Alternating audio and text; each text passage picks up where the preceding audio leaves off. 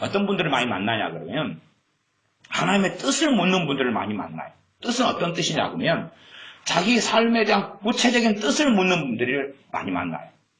예를 들어 어떤 사업을 해야 되겠어요. 뜻을 물어요. 하나님께서 내게 무슨 사업을 하는 게 하나님 뜻인가요? 결혼을 해야 되겠어요. 근데 하필이면 남자가 3명이에요. 대상자가 3명. 능력도 좋죠. 그래서 3명. 그런 아가씨들이 있어요. 이 3명 중에서 2명은 자기가 좋아하는 남자고 좋아하는데 한 남자는 최고 좋아하는데 환경이 좀 안 돼요. 알죠? 집도 없고 식장도 돈을 좀 적게 받고 한 남자는 조금 좋아하는데 이 남자보다는 환경이 좀 좋아요. 그 다음에 자기를 쫓아다니는 남자가 하나 있어요. 쫓아다니는 남자가 있는데 모든 조건이 이 남자가 최고 좋아요. 그래서 이제 한 가지 예를 드는 거예요. 저한테 그런 질문을 하시는 노처녀분들은 아가씨들이 가는 게 있어요. 하나님의 뜻은 뭡니까? 이게 말하자면 하나님의 뜻에 대해서 어떤 생각을 하시냐 그러면 이 셋 중에 하나가 정확히 맞으면 자기 인생에는 뭐가 찾아와요? 행복. 아무 문제 없고 문제는 다 해결되고 마음도 너무 맞고 뜻도 너무 많고 말하자면 하나님이 뜻하는 사람하고 만나고 결혼하면 트러블이 없는 거예요.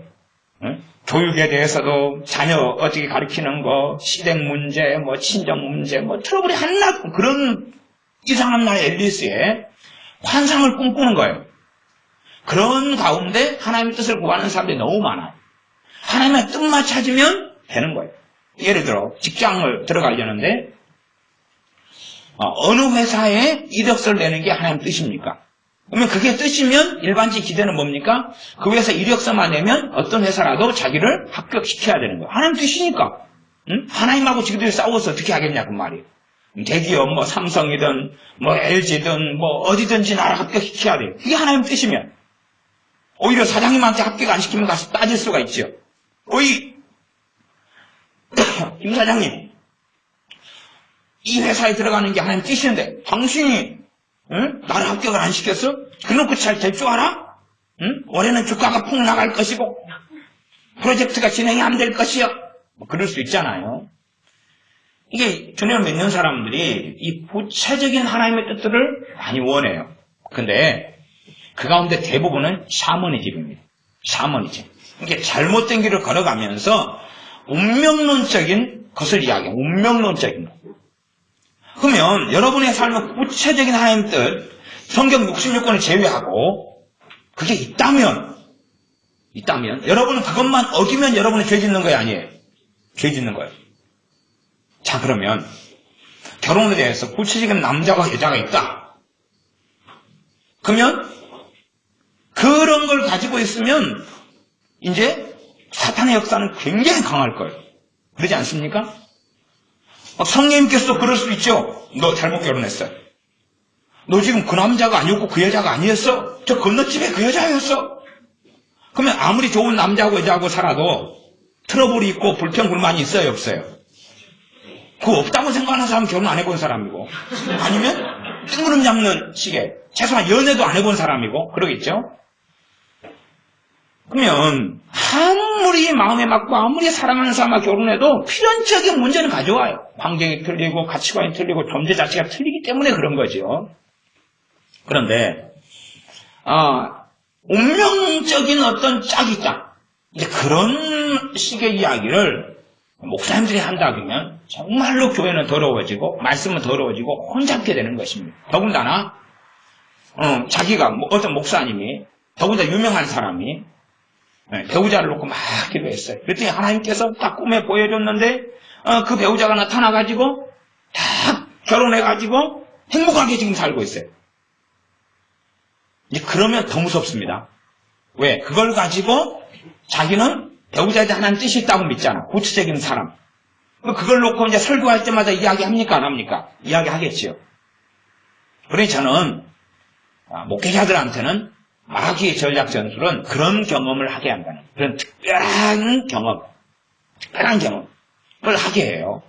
그래가지고 결혼에 대한 구체적인 하나님의 뜻, 구체적인 사람, 점지 한 짝, 샤머니즘으로 이야기한다면 점지 한 짝이 있는 걸로 비슷한 경험을 하게 한 다음에 성경을 그렇게 해석을 해가는 거죠. 직장도 그렇고, 직업도 그렇고, 아니면 사명도 그렇고, 그런 식으로 해나가기를 좋아하고 원하지요.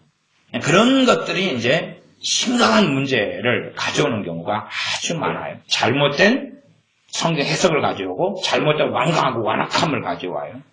하나님의 뜻을 구할 때에 이 구체적인 뜻을 구하는 것은 굉장히 위험한, 말하자면 그냥 지뢰밭이 있는데 지뢰밭을 통과해 가는 것하고 비슷한 일이 벌어져요. 그렇게 뜻을 구하면서 이런 찬양하라 이런 하나님의 말씀을 명령했기 때문에 이건 100% 뜻이잖아요. 근데 그건 순종하려고 안 해요. 그것이 우리의 문제죠. 그러니까 정확하게 일반적이고 보편적인 하나님의 뜻을 명령하신 것에 대해서는 우리가 무관심을 해요. 왜? 다 무관심하니까. 그리고 우리 스스로에게 과거에 천주교의 교황이 했던 것처럼 면죄부로 발부해요. 자, 모였을 때 우리 찬양했다. 끝. 우리 예배 드릴 때 찬송가도 한 곡씩 부르고 공성가도 부르고 찬양했다. 그리고 찬양 콘서트도 간다. 그러니 우리는 찬양했어. 더군다나 간혹 가다가 찬양 CD 틀어놓고 찬양 틀어놓고 듣는다.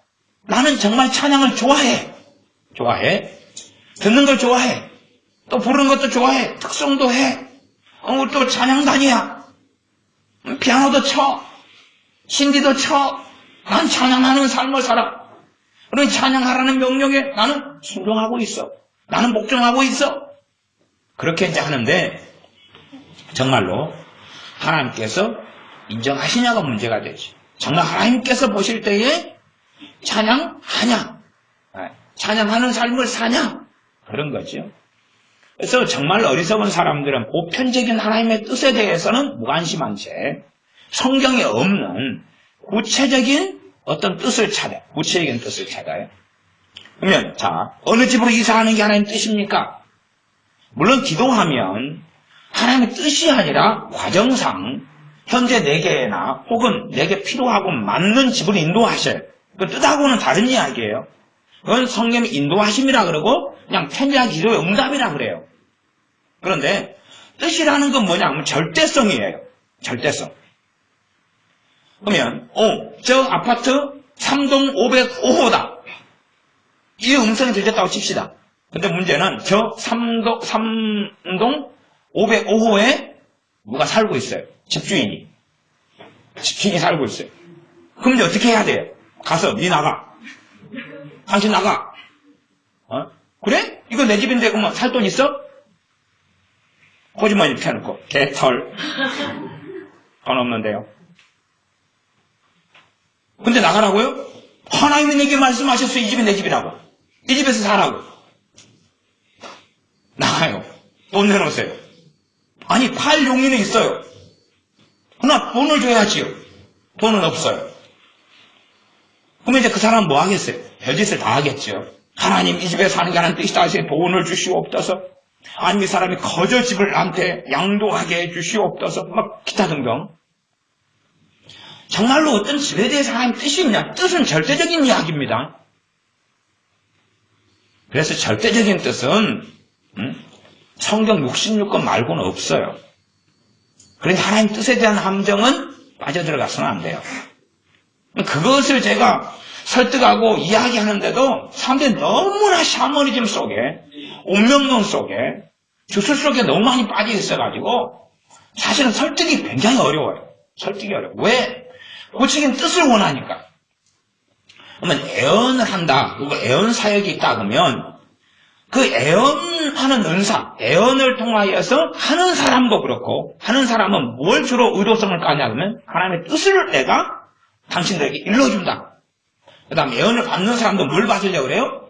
뜻을 받으려고 그래요. 뜻을 받으면 하나님이 책임져야 되니까. 뜻을 받으면 가만히 있어도 이루어지니까. 그걸 받으려고 그래요. 뜻을 받으려고 애언 기도를 받고 뜻을 말해주려고 애언을 하고 그러니 그 애언하는 사람이 애언을 은사로 한다 그래도 필연적인 잘못이 벌어지고 말아요. 해석의 잘못, 말하면서 의도성을 깔 수밖에 없고 뜻을 이야기해줘야 되니까. 받는 사람도 반드시 해석을 잘못하죠. 아무리 깨끗한 애언이라 그래도 자기는 뜻으로서 그 애언의 내용을 이해하고 싶고 받아들이고 싶어요. 뜻으로서, 하나님의 뜻으로서. 그래서 제가 그런 예증들을 많이 사용하지 않습니까? 맨 처음 청년 사울이 다메섹 도상에서 주님 만난 다음에 전도자가 돼요. 다메섹에서 전도자로 살아요. 그럼 거기에서 뜻을 구하면 뜻은 어느 때가 되면 청년 사울이 누가 되는 거죠? 사도가 되는 거예요. 사도가. 그러나 때가 있는 거예요.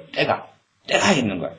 그러면 그때 사도가 되는 게 뜻이라고 하고 처음부터 자기가 자기 머리 안수해가지고 자기를 사도로 만들어버려요.